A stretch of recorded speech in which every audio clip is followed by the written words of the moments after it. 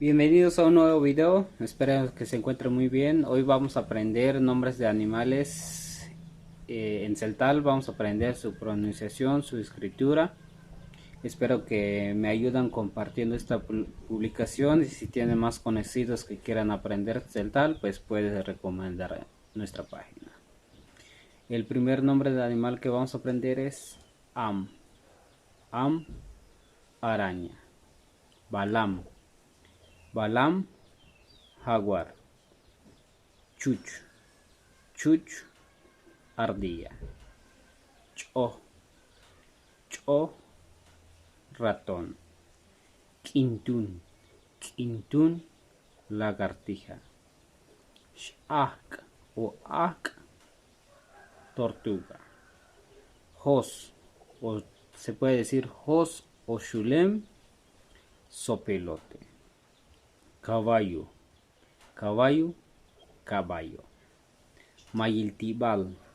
Mayiltibal, armadillo. Eche. Eche, toloque. Mash. Mash, chango. Lucum. Lucum, lombriz. Oquil. Oquil, coyote. Irich. Irich, chapulín.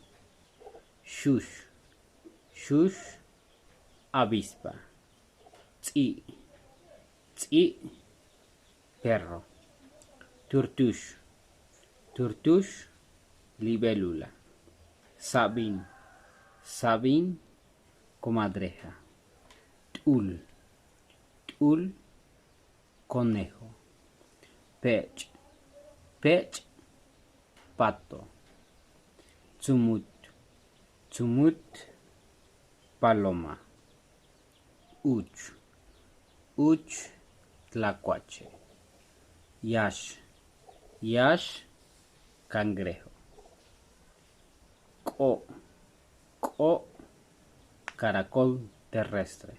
Tzunun. Tzunun, colibrí. Chi. Chi, venado. Pai. Pai, zorrillo. Wash. Wash, zorro. Pezpen. Pezpen, mariposa. Chay. Chay, pez. Tuminchi. Tuminchi, borrego. Mis.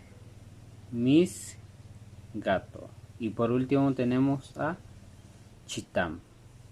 Chitam, el cerdo. Es necesario mencionar que la variante que acá se utiliza es la variante de Cancún. Todos estos términos son exclusivos de San Juan Cancún. Espero que hayan aprendido algo. Nos vemos en un siguiente video. Tesha Vila Bye.